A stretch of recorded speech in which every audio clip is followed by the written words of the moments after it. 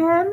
So, today we are going to learn about Dominique Dawes. So, Dominique was born in 1976. She is still alive and she is a gymnast. You may know her name from the Olympics. Okay, let's learn.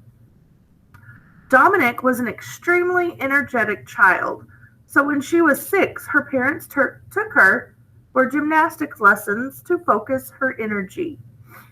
When she stepped into the gym, she thought, oh, I can do anything, but soon learned it takes a lot of work to be a great athlete.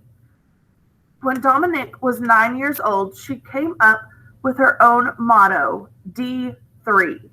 She wrote the words determination, dedication, and desire with shaving cream on her mirror to keep herself encouraged.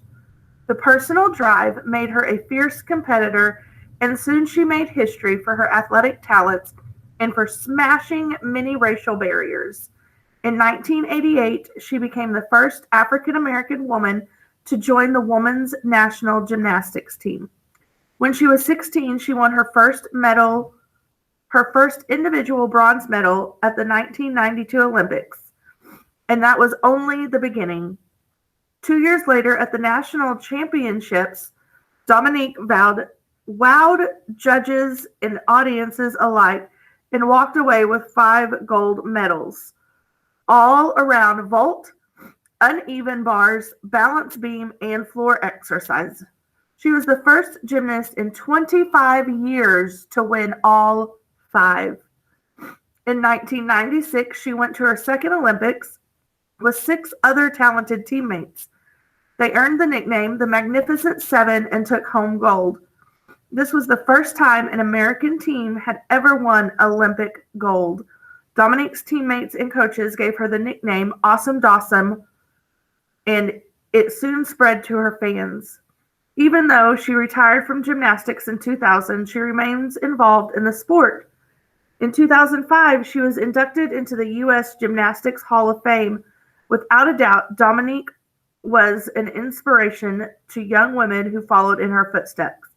Gabby Douglas and Simone Biles think of Dominique as a trailblazer and inspiration. Okay, so you probably don't remember her, but Gabby and Simone, you might. Okay. And our man we're going to learn about is Langston Hughes. He was a poet. He lived from 1902 to 1967. Langston moved around a lot as a child. His parents traveled looking for work, his father to Mexico and his mother throughout the Midwest. Langston was left to be raised by his grandmother, but felt abandoned by his parents. His only comforts were his books and the worlds he found inside them. Langston began writing early. In the 8th grade, he was made class poet, and his first works were printed in his school's newspaper. In 1920, he went to visit his father. As the train crossed the Mississippi, he thought about the massive river, how Black history was linked to it. He thought about things his grandmother had told him, things he'd read in books about the slave trade, and he crafted one of his first major poems. The Negro Speaks of Rivers. He was only 17, but his voice had the wisdom of someone who saw the world for what it was. He asked the reader to consider humanity, not just Black or white society. In 1921, the poem was published in The Crisis, a major publication of the Harlem Renaissance. Langston moved to New York to attend Columbia University and became a leading creative voice in the movement. Langston wrote about Black pride at a time long before anyone considered it something to celebrate. Heavily influenced by the blues and jazz, his poetry flowed and had rhythm. In 1923, he traveled abroad, settling for a while in Paris. Upon his return, he worked as a busboy in Washington, D.C. One day, one of his favorite writers, Vachel Lindsay, came in and Langston slipped him some of his work.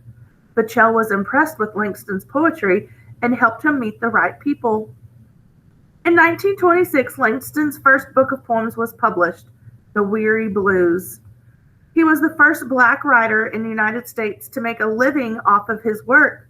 He wrote plays and published short stories and more than 16 volumes of poems.